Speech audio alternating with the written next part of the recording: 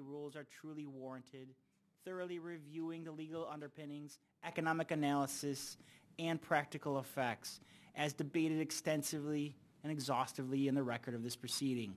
I agree with the decision, and I support such a well-reasoned and soundly justified order.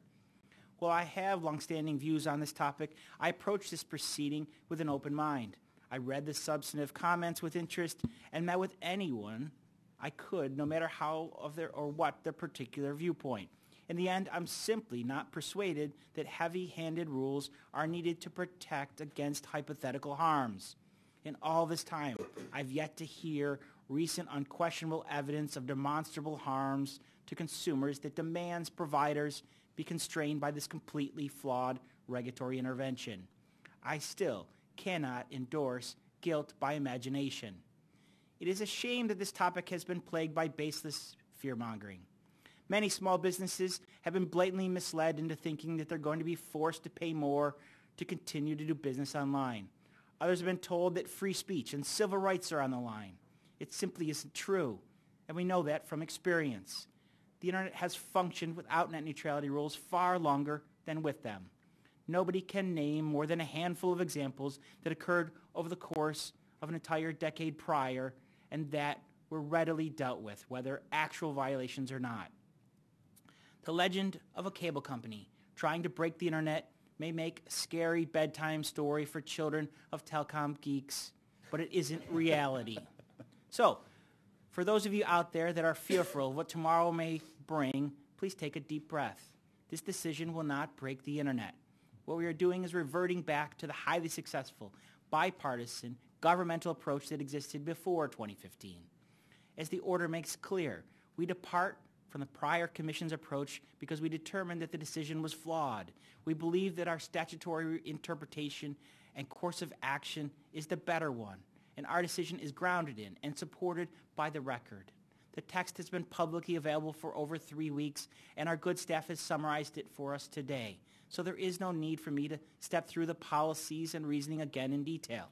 Instead, I'll highlight a few key parts and address some of the false arguments and misconceptions regarding the substance and process. While repealing net neutrality rules grabs headlines, reversing the classification of broadband internet access service as a Title II telecommunications service is far more consequential. Net neutrality started as a consumer issue, but it soon became a stepping stone to impose vastly more onerous common carrier regulations on broadband companies. Even the previous chairman initially attempted to reinstate net neutrality rules under more limited legal authority, and many companies would have accepted the compromise and lived with net neutrality rules as long as the Commission didn't impose Title II. But thanks to one infamous YouTube video posted by the prior administration, this so-called independent agency was quickly railroaded into treating ISPs like public utilities instead. As discussed at length in the order, and the dissents of Chairman Pai and myself wrote in response to 2015 order, there were fundamental legal problems and factual errors underlying that decision to treat fixed and mobile broadband services as telecommunications services. Additionally, that decision opened the door for much broader regulation of broadband providers, and as we saw, the Commission quickly walked through that door. Under this structure, companies continue to face uncertainty that business decisions, commercial negotiations, service offerings, and pricing decisions would be scrutinized by the Commission. I believe that these legitimate concerns were well-founded, and if there had not been a change in administration, the agency would have proceeded further down the path as demonstrated by its zero-rating witch hunt. The decision to reinstate the classification of both fixed and mobile broadband internet access service as an information service under Section 3 and reinstate the classification of mobile broadband as a private mobile service under Section 332 eliminates these concerns and restores a sensible bipartisan approach to broadband services. Under this framework, the FCC asserts jurisdiction over broadband internet access service as an interstate information service, but applies regulation only to the extent warranted to address specific concrete concerns. With the elimination of Title II, there's no remaining legal basis for the net neutrality bright line rules and general conduct standard, so we must repeal them. In many proceedings before this agency, I've questioned the need for rules that impose costs but do not solve real problems. So the removal is completely appropriate and necessary. That isn't necessarily the end of the story, however. Congress may enact legislation providing new rules and legal authority to support them. I firmly believe that that would be the better course and the only way to get finality to this issue. I would humbly suggest, however, that the General Conduct Standard remain forever in the ash heap. This policy gave the Commission's Enforcement Bureau unbounded power to make up the rules as it went along, a frightening prospect. Businesses could find themselves subject to investigation without any prior notice that the conduct could be considered a violation. One public interest group even called the catch-all a recipe for overreach and confusion. It was the height of regulatory capriciousness and should never be resurrected. Similarly, I am hopeful that if the Congress does go down this path, it will see merit in rejecting a ban on paid prioritization. Clearly, there are cases today, and many more that will develop in time, in which the option of a paid prioritization offering would be a necessity based on either technology or needs of consumer welfare.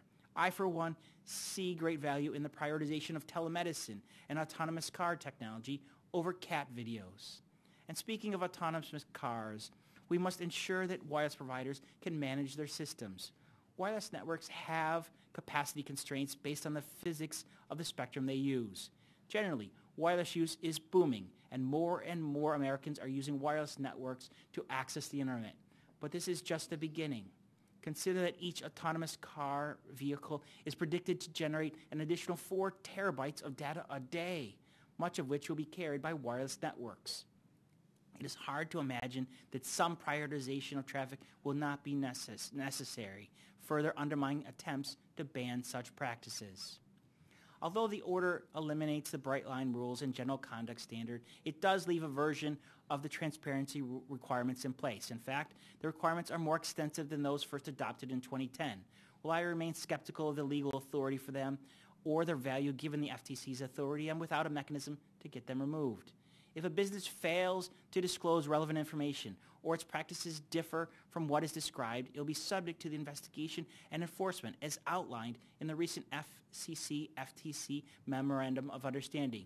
But I sincerely doubt that legitimate businesses are willing to subject themselves to a PR nightmare for attempting to engage in blocking, throttling, or improper discrimination. It is simply not worth the reputational cost and potential loss of business. Will I have to accept the decision to rely on Section 257 as authority for the transparency requirements? I do not believe that Section 218 or the provisions of Title III cited in the circulated version of the order should be invoked here. I'm relieved that they've been removed from the item at my request. Lastly, but certainly not least, the order contains a clear declaration that broadband is an interstate information service, and a robust preemption analysis included. The order makes plain that broadband will be subject to uniform national framework that promotes investment and innovation. This is eminently reasonable and completely consistent with the Constitution's Commerce Clause. Broadband service is not confined to state boundaries and should not be constrained by a patchwork of state and local regulations. And this is particularly germane to wireless services, where mobile devices and the transmissions they carry can easily cross state lines. This could have dramatic and drastic results where it was possible for such communications to be prioritized in one state but not in another. A hodgepodge of state rules could severely curtail not only the next generation of wireless systems that we have been working so hard to promote, but also the technologies that may rely on these networks in the future. Accordingly, any laws or regulations that conflict with or undermine the federal broadband policies are preempted. Given my druthers, I would actually have gone further on preemption, but I can only carry the debate so far today. This is not a new or novel position. The 2015 order, also announced a firm intention to exercise our preemption authority to preclude states from imposing obligations on broadband service that are inconsistent with the carefully tailored regulatory scheme. While the rules we adopt today are obviously different than the 2015 order, the concept that we will preempt inconsistent state and local requirements is well established. Although the order does acknowledge an extremely limited state role in enforcing their traditional police powers, state actions that go beyond this realm will be subject to scrutiny and challenge. The order makes clear that any requirements akin to common carrier regulation are barred. At my request, the order also specifies that states may not adopt their own transparency requirements, whether labeled as such or under the guise of consumer protection. I would also view state broadband privacy actions as outside the scope of what is permissible. The purpose of this order is to restore a light touch approach to deregulation. Therefore, any action to increase regulatory burdens on broadband providers would run directly counter to our efforts. I hope that most states and localities would not waste time and resources attempting to push the boundaries, but I realize that some will do so regardless. I expect the agency to be vigilant in identifying and pursuing these cases. I also commit to work closely with the chairman and the general counsel to quash any conflicts that arise. Before concluding, I want to address the atmospherics surrounding the process in this proceeding. I'll start with the number and identity of the comments submitted. Some would like us have us believe that the comment process has been irreparably tainted by the large number of fake comments. That view reflects a lack of understanding about the Administrative Procedure Act. The agency is required to consider and respond to all significant comments in the record. Millions of comments that simply say something along the lines of keep net neutrality or other colorful language we can't say in public, including a couple who referred to me as a potato. Whether... Wait, stop. Really? Yeah. Say that I look like a potato. Okay. Oh. No comment. I meant it in a good way. Sorry. Whether or not they are submitted by real people, bots, or honey badgers have no impact on the decision. As the order makes clear, we do not rely on any such comments. To be clear, that does not mean that comments were ignored. I commend staff for the extra effort that they had to sift through these extraneous comments. Many were simply obscenity-laced tirades. Yet the order reflects a careful evaluation and response to all the significant comments, including those that took a different position. Additionally, I disagree with the suggestion the Commission should have held public hearings. Any member of the public that wanted to express a view could have done through the standard comment process, and many, many, many did. Public hearings may bring about some additional people in a particular location, but is inefficient for the reaching large numbers of interested parties from around the country. Finally, I see no merit in the suggestion that the agency should have delayed this vote until after the Ninth Circuit issues a decision in the en banc of the FTC versus AT&T Mobility case. While the panel decision raised some questions about the FTC's jurisdiction, it was widely viewed with skepticism. Moreover, the court's order granting en banc rehearing of the panel decision rendered it a legal nullity. Therefore, the FTC is not precluded from enforcing ISP's net neutrality commitments. In short, there is no basis for delay. I commend the chairman, his team, our hardworking and diligent staff for their enormous effort to produce an order of this quality and significance. I am sure that this task required long days and much time spent away from family and friends, and I hope that you'll be able to rest and reconnect over the holiday season. It is very deserved, and you'll have my full respect and profound appreciation for your work. I will vote to approve. I thank the chairman. Thank you, Commissioner. Commissioner Carr. Thanks. This is a great day for consumers, for innovation, and for freedom. We're reversing the Obama-era FCC's unprecedented decision to apply Title II regulations to the Internet. I'm proud to help end this 2-year experiment with heavy-handed regulation, this massive regulatory overreach. Prior to the FCC's 2015 decision, consumers and innovators alike benefited from a free and open Internet. This was not because the government imposed utility-style regulation. It didn't. This was not because the FCC had a rule regulating Internet conduct. It had none. Instead, through Republican and Democratic administrations alike, including through the first 6 years of the Obama administration, the FCC abided by a 20-year bipartisan consensus that the government should not control or heavily regulate internet access. The internet flourished under this framework. The private sector invested over $1.5 trillion in broadband networks. Consumers were protected and enjoyed the freedom to access the websites and content of their choosing. Every part of the internet economy benefited, from innovators on the edge to startups and businesses of every size. Title II did not build that. Title II did not create the open internet. And Title II is not the way to maintain it. The FCC's light regulatory touch, coupled with the robust consumer protections we restore today, supported our country's extraordinary internet success story. After a 2-year detour, one that has seen investment decline, broadband deployments put on hold, and innovative new offerings shelved, it's great to see the FCC returning to this proven regulatory approach. Now, there's no doubt that the debate over internet regulation has generated significant public attention, as it should.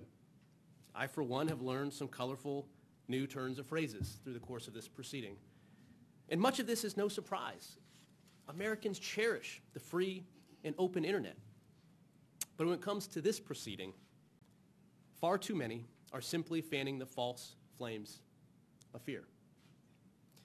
The apocalyptic rhetoric is quite something, even by Washington standards. No, the FCC is not ending the internet, or as President Obama's first Federal Trade Commission chairman recently put it, the sky isn't falling, consumers will remain protected, and the internet will flourish. What we're doing with today's vote is reversing a 2-year-old decision and returning to a tried and true regulatory framework, one that we know from our own experience works for consumers and for innovation. Many of the myths that are out there go to what I call the great Title II head fake, which is attributing to Title II things that it simply does not do. Some claim, for instance, that Title II is preventing ISPs from selling bundled or curated plans that offer access to only a portion of the internet. It's not true. The FCC expressly stated that Title II, right now, allows providers to do just that. Some claim that Title II is preventing ISPs from increasing their prices for broadband, so they're going to see a spike immediately after this decision. But the FCC emphasized that its Title II decision involves, quote, no rate regulation. And some claim that Title II is preventing ISPs from blocking, throttling, or engaging in paid prioritization. This is also not true. The D.C. Circuit said that Title II allows ISPs to, quote, block websites, to, quote, throttle applications chosen by ISPs, and, quote, to filter content into fast lanes and slow lanes based on ISPs' commercial interests, provided that they disclose those practices. In other words, Title II is not the thin line between where we are right now and some Mad Max version of the internet. There are reasons that consumers enjoyed a free and open internet long before Title II. There are reasons why consumers are free to access any website or online content of their choosing, and those reasons will continue to hold true long after our Title II experiment ends today. What are they? Well, the D.C. Circuit has offered its view.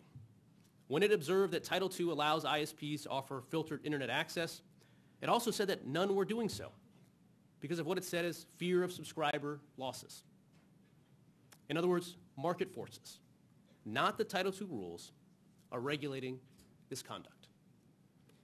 Now, there are some that will never accept market forces as a solution, either in the broadband marketplace or otherwise. But for them, today's order has some more good news. We're not relying on market forces alone. We're not giving ISPs free rein to dictate your online experience. Our decision today includes powerful legal checks. First, Americans will enjoy robust online protections. When the FCC classified broadband as a Title II Title II service in 2015, it divested the Federal Trade Commission of 100% of its consumer protection authority over ISPs, including its ability to police ISPs that engage in unfair or deceptive practices. Repealing Title II will restore important protections for internet openness. Second, consumers will regain strong online privacy protections. Before the FCC stripped it of jurisdiction, the FTC, the nation's most experienced privacy enforcement agency, brought over 500 privacy enforcement actions, including against ISPs. By reversing Title II, consumers get those privacy protections back. Third, federal antitrust law will protect against discriminatory conduct by ISPs. As a former Obama administration FTC chairman recently said, this is a formidable hammer against anyone who would harmfully block, throttle, or prioritize traffic. Fourth, state consumer protection laws will apply and state attorney generals can bring actions against ISPs. These authorities will provide another strong set of legal protections against unfair business practices by ISPs. In short, this is no free-for-all. This is no Thunderdome. The FCC is not killing the internet. While I've spent most of my time today talking about the policy debate surrounding Title II, there's also a threshold legal question that the Commission must answer. Does Internet Access Service qualify as a Title I information service or Title II telecommunications service? Thankfully, I don't need to go beyond what the order itself says on this point. After all, in 2005, the Supreme Court expressly found that the FCC has authority to classify Internet Access Service as a Title I service. This remains the only classification blessed by the Supreme Court. So our decision today rests on sound legal footing. In closing, I want to look back 2 years ago to 2015 one more time. In October of that year, long before I became a commissioner, I gave a speech where I talked about the FCC's then recent Title II decision. I ended that speech by saying this: I'm optimistic the U.S. will return to the successful, light-touch approach to the internet that spurred massive investments in our broadband infrastructure. Efforts are underway in both the courts and Congress to reverse the FCC's decision. And following next year's presidential election, the composition of the FCC could be substantially different than it is today. Now, 2 years ago, I certainly did not imagine that I would be part of the FCC's new composition. But I'm very grateful for this opportunity to serve, and I'm grateful that my optimism back then has proven to be well-founded. I'm glad to cast my vote today in favor of internet freedom. Thanks. Thank you, Commissioner. Commissioner Rosenworcel. Okay. Net neutrality is internet freedom. I support that freedom. I dissent from this rash decision to roll back net neutrality rules. I dissent from the corrupt process that has brought us to this point, and I dissent from the contempt this agency has shown our citizens in pursuing this path today.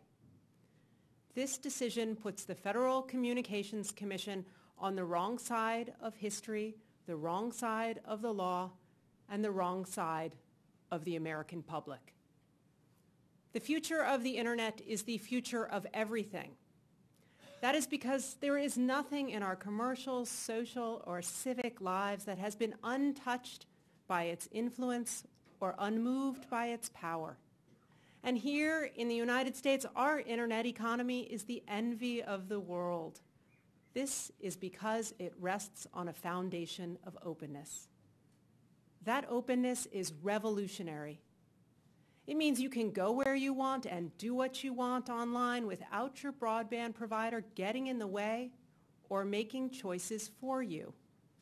It means every one of us can create without permission, build community beyond geography, organize without physical constraints, consume content we want, when and where we want it, and share ideas not just around the corner, but across the globe.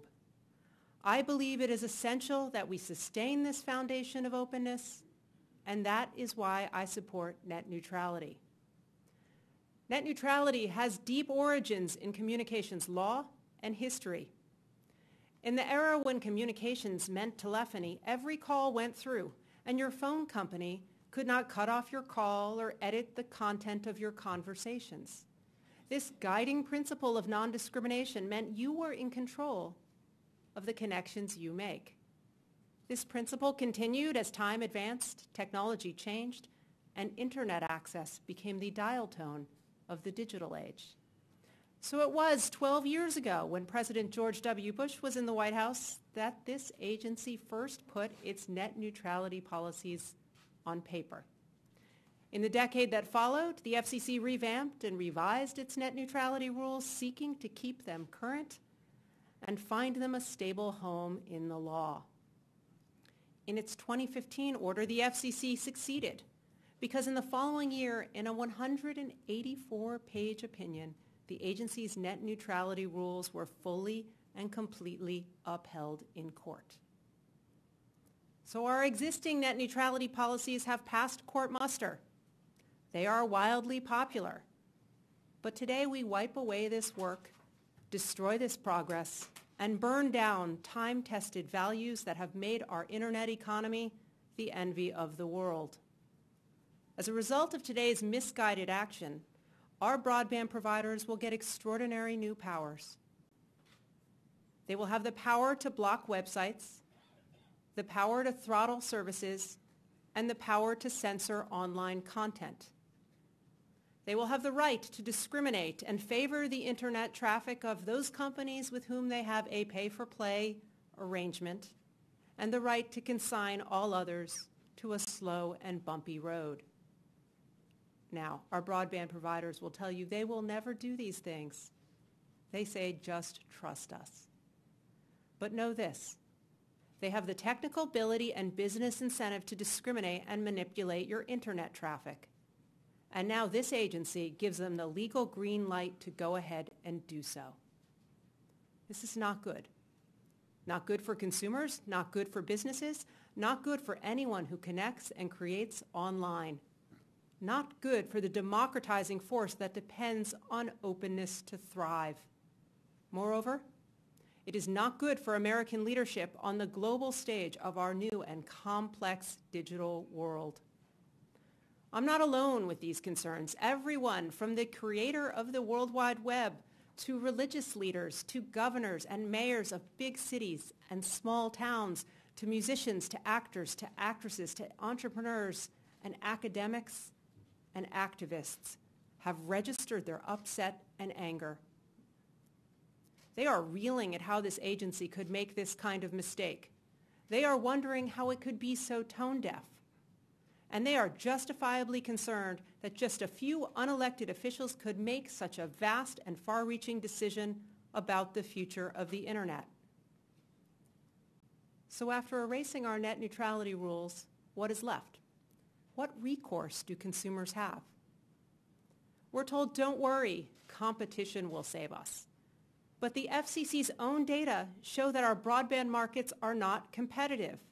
Half the households in this country have no choice of broadband provider. So if your broadband provider is blocking websites, you have no recourse. You have nowhere to go. We're told, don't worry, the Federal Trade Commission will save us. But the FTC is not the expert agency for communications. It has authority over unfair and deceptive practices. But to evade FTC review, all any broadband provider will need to do is add new provisions to the fine print in its terms of service. In addition, it is both costly and impractical to report difficulties to the FTC. By the time the FTC gets around to addressing them in court proceedings or enforcement actions, it's fair to assume that the startups and small businesses wrestling with discriminatory treatment could be long gone. Moreover, what little authority the FTC has is now under question in the courts. We're told, don't worry, state authorities will save us. But at the same time, the FCC all but clears the field with sweeping preemption of anything that resembles state or local consumer protection. If the substance that got us to this point is bad, the process is even worse. Let's talk about the public record. The public has been making noise, speaking up, raising a ruckus. We see it in the protests across this country, those that are outside here today, And we see it how they have lit up our phone lines, clogged our email inboxes, and jammed our online comment system. Now that might be messy, but whatever our disagreements are on this dais, I hope we can agree that that is democracy in action and something we can all support. To date, nearly 24 million comments have been filed in this proceeding. There is no record in the history of this agency that has attracted so many filings. But there's something foul in this record. 2 million comments feature stolen identities. 500,000 comments are from Russian email addresses. 50,000 consumer complaints are inexplicably missing from the record. I think that's a problem. I think our record has been corrupted and our process for public participation lacks integrity. 19 state attorneys general agree. They have written us demanding we halt our vote until we investigate and get to the bottom of this mess. Identity theft is a crime under state and federal law. And while it is taking place, this agency has turned a blind eye to its victims and callously told our fellow law enforcement officials it will not help. This is not acceptable. It's a stain on the FCC and this proceeding. This issue is not going away. It needs to be addressed. Finally, I worry that this decision and the process that brought us to this point is ugly. It's ugly in the cavalier disregard this agency has demonstrated to the public, the contempt it has shown for citizens who speak up, and the sheer disdain it has for public opinion. Unlike its predecessors, this FCC has not held a single public hearing on net neutrality. There is no shortage of people who believe Washington is not listening to their concerns, their fears, and their desires. Add this agency to that list. Now, I too am frustrated, but here's a twist. I hear you. I listen to what the callers to my office are saying.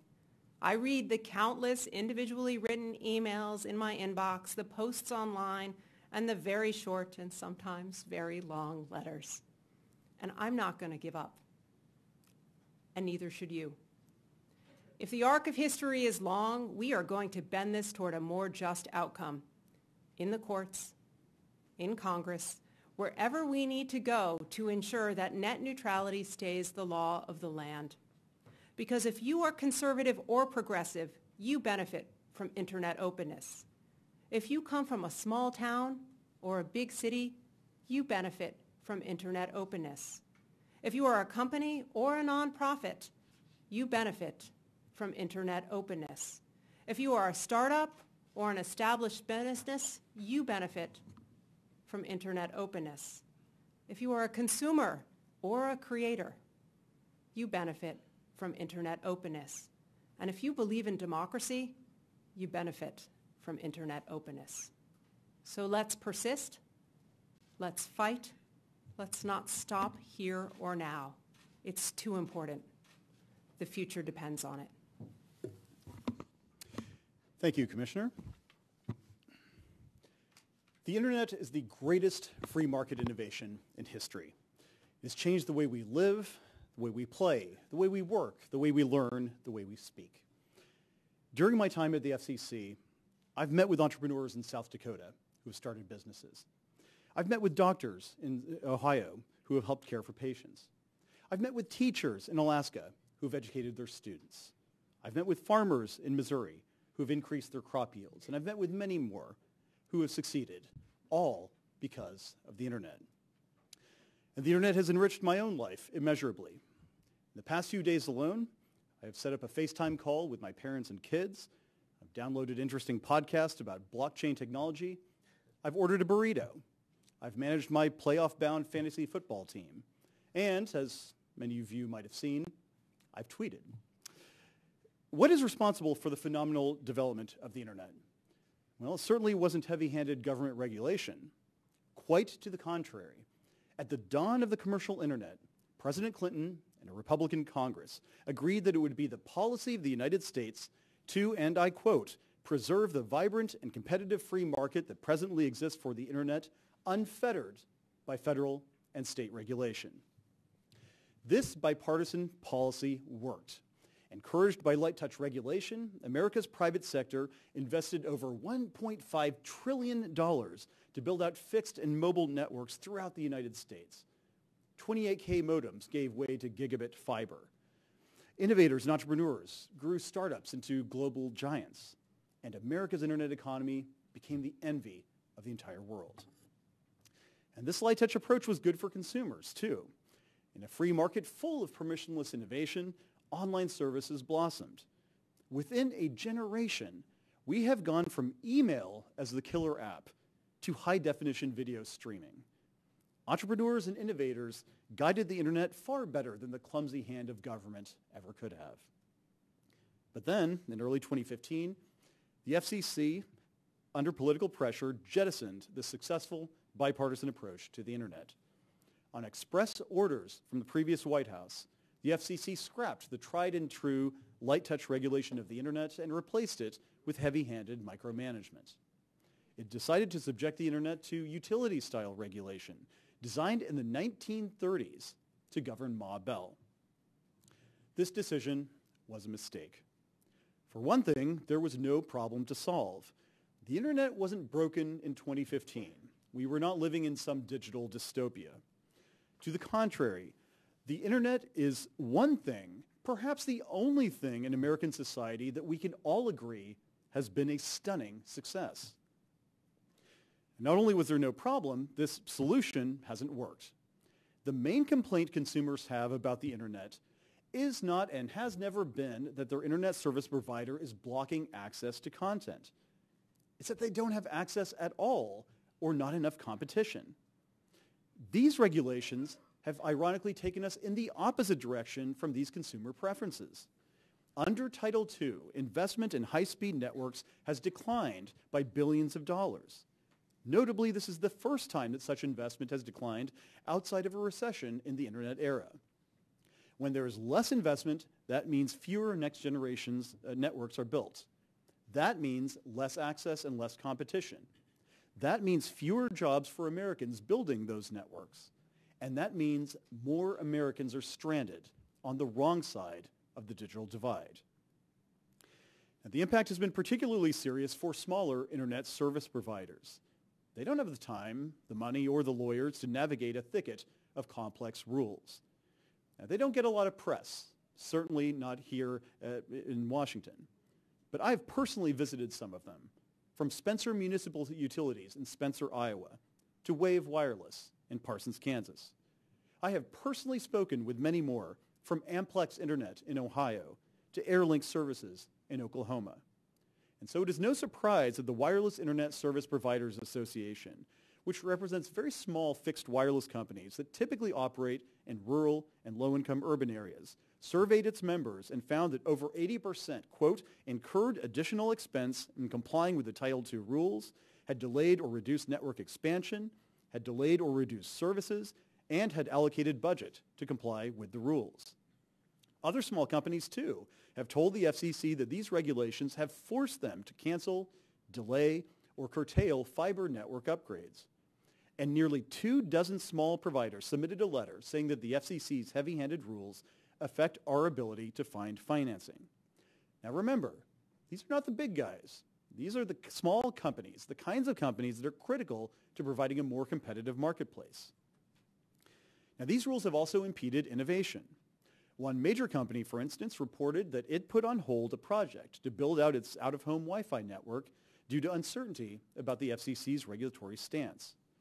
And a coalition of 19 municipal internet service providers, that is, city government-owned nonprofits, have told the FCC that they, and I quote, often delay or hold off from rolling out a new feature or service because they cannot afford to deal with a potential complaint and enforcement action.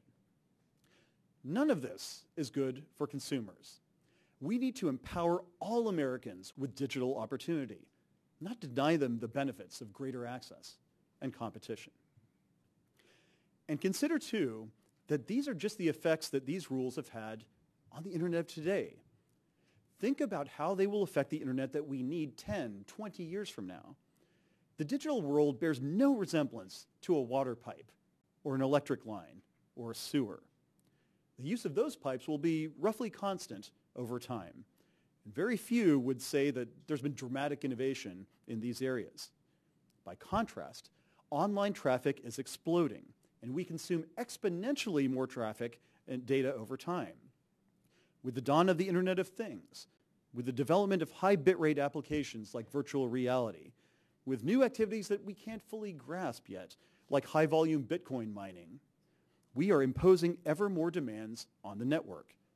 And over time, that means our networks themselves will need to scale too.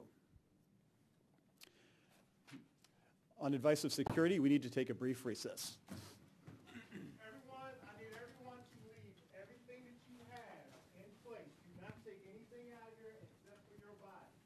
Do not take any bags, any books, or anything.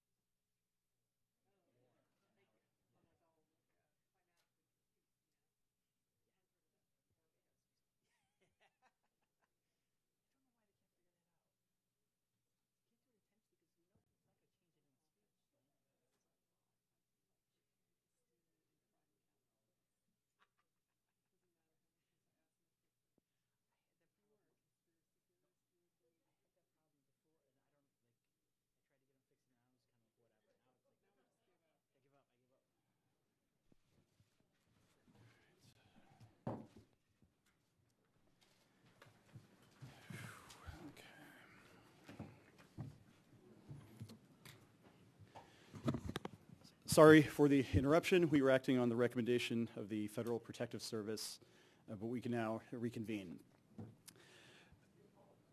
Where was I? Consider, too, that these are just the effects that our rules have had on the internet of today. Now, think about how they'll affect the internet that we need 10, 20 years from now. The digital world bears no resemblance to a water pipe or electric line or sewer. The use of those pipes will be roughly constant over time, and very few would say that there's dramatic innovation in those areas. By contrast, online traffic is exploding, and with the dawn of the Internet of Things, with the development of high bitrate applications like virtual reality, with new activities we can't fully grasp yet, like high-volume Bitcoin mining, we are imposing ever more demands on the network. Over time, that means that our networks themselves will have to scale too. But they don't have to. If our rules deter the massive infrastructure investment that we need, eventually we'll pay the price in terms of less innovation.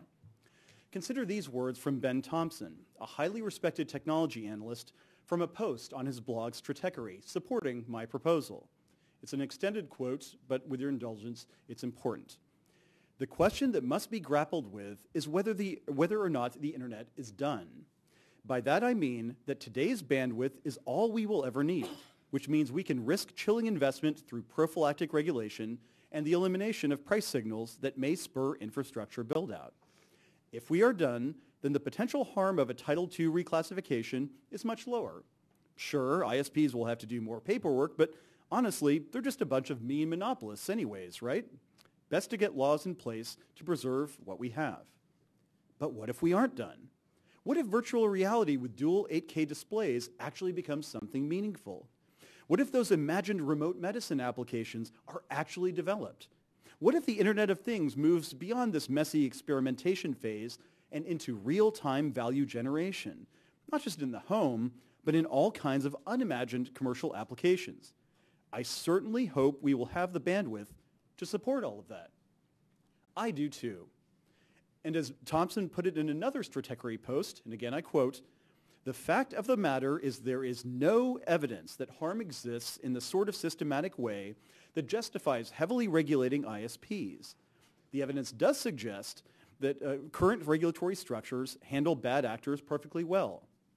The only future to fear is the one we never discover, because we gave up on the approach that already has brought us so far."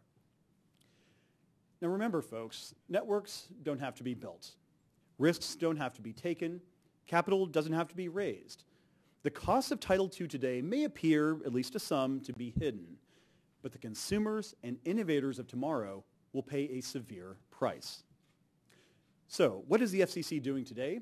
Well, quite simply, we are restoring the light touch framework that has governed the internet for most of its existence. We are moving from Title II to Title I. Wonkier it cannot be. It is difficult to match that mundane reality to the apocalyptic rhetoric that we have heard from Title II supporters. And as the debate has gone on, their claims have gotten more and more outlandish. So let's be clear. Returning to the legal framework that governed the internet from President Clinton's pronouncement in 1996 until 2015 is not going to destroy the internet. It is not going to end the internet as we know it. It is not going to kill democracy. It is not going to stifle free expression online. If stating these propositions alone doesn't demonstrate their absurdity, our internet experience before 2015 and our internet experience tomorrow, once this order passes, will prove them so. Simply put, by returning to the light touch Title I framework, we are helping consumers and promoting competition. Broadband providers will have stronger incentives to build networks, especially in unserved areas, and to upgrade networks to gigabit speeds and 5G. This means there will be more competition among broadband providers. It also means more ways that startups and tech giants alike can deliver applications and content to more users. In short, it is a freer and more open internet. And we also promote much more robust transparency among ISPs than existed 3 years ago. We require ISPs to disclose a variety of business practices, and the failure to do so subjects them to enforcement action. This transparency rule will ensure that consumers know what they're buying and startups get the information they need as they develop new products and services. Moreover, we empower the Federal Trade Commission to ensure that consumers and competition are protected. 2 years ago, the Title II order stripped the FTC of jurisdiction over broadband providers. But today, we are putting the nation's premier consumer protection cop back on the beat. The FCC will once again have the authority to take action against internet service providers that engage in anti-competitive, unfair, or deceptive acts. As FTC Chairman Maureen Olhausen recently said, and I quote, "The FTC's ability to protect consumers and promote competition in the broadband industry isn't something new and far-fetched. We have a long-established role in preserving the values that consumers care about online." Or, as President Obama's first FTC chairman put it just yesterday, "The plan to restore FTC jurisdiction is good for consumers. The sky isn't falling, consumers will remain protected, and the internet will continue to thrive." So let's be clear.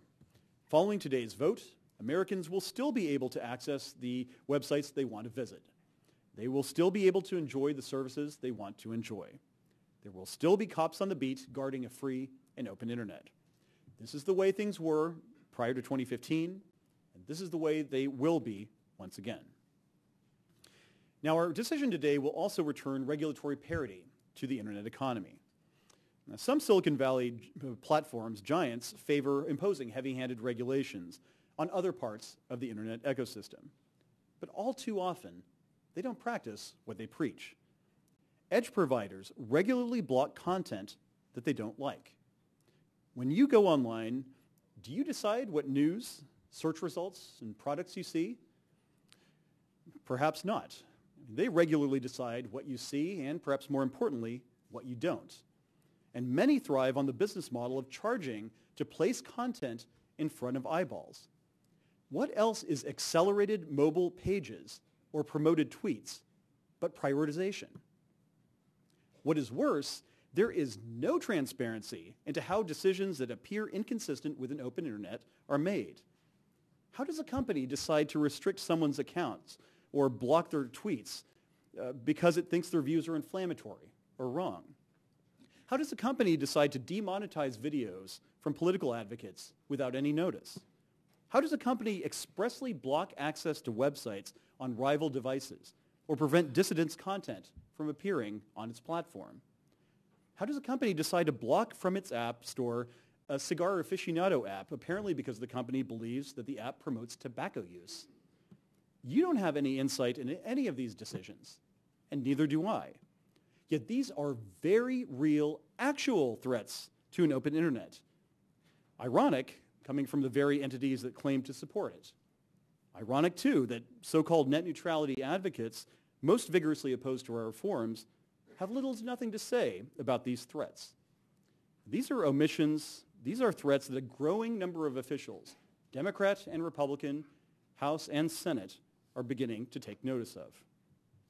Now look, perhaps certain companies support saddling broadband providers with heavy-handed regulations because those rules work to their economic advantage. I don't blame them for taking that position. And I'm not saying that these same rules should be slapped on them too. What I am saying is that it is not the job of the government to be in the business of picking winners and losers in the internet economy. We should have a level playing field and let consumers decide who prevails. Now, many words have been spoken during this debate, but the time has come for action. It is time for the internet once again to be driven by engineers and entrepreneurs and consumers, rather than lawyers and accountants and bureaucrats. It is time for us to act to bring faster, better, and cheaper internet access to all Americans. It is time for us to return to the bipartisan regulatory framework under which the internet flourished prior to 2015. It is time for us to restore internet freedom. I want to extend my deepest gratitude to the staff who have worked so many long hours on this item. From the Wireline Competition Bureau, Anik Banoun, Joe Calishone, Megan Capasso, Paul Exech, Ben Childers, Nathan Egan, Madeline Finley, Doug Galby, Dan Kahn, Melissa Kirkle, Gail Krutov, Susan Lee, Ken Lynch, Pam Megna, Chris Monteith, Ramesh Nagarajan, Eric Ralph, Deborah Salons, Shane Taylor. From the Office of General Counsel, Ashley Boisel, Jim Carr, Christine Fargetstein, Tom Johnson, Doug Klein, Marcus Mayer, Scott Novak, Linda Oliver, and Bill Richardson. From the Wireless Telecommunications Bureau, Stacy Ferraro, Nisha Gundelsberger, Garnet Hanley, Betsy McIntyre, Jennifer Salas, Paroma Sanyal, Jimmy Shang, Don Stockdale, and Peter Trachtenberg. From the Office of Strategic Planning and Policy Analysis, Eric Berger, Mark Bykowski, and Jerry Ellick. From the Consumer and Governmental Affairs Bureau, Jerusha Burnett. From the Public Safety and Homeland Security Bureau, Ken Carlberg. And from the Media Bureau, Tracy Walden. With that, we will call the vote. Commissioner Clyburn. I dissent. Commissioner O'Reilly. Aye. Commissioner Carr. Aye. Commissioner Rosenworcel. I dissent. The chair votes aye. The item is adopted with editorial privileges granted as requested. Thanks to the staff for your terrific work on this item. Madam Secretary, could you please announce the next item on today's agenda? Mr. Chairman and Commissioners, the fifth item on your agenda will be presented by the Wireless Telecommunications Bureau and is entitled Amendment to Harmonize and Streamline Part 20 of the Commission's Rules Concerning Requirements for Licensees to Overcome a CMRS Presumption. Don Stockdale,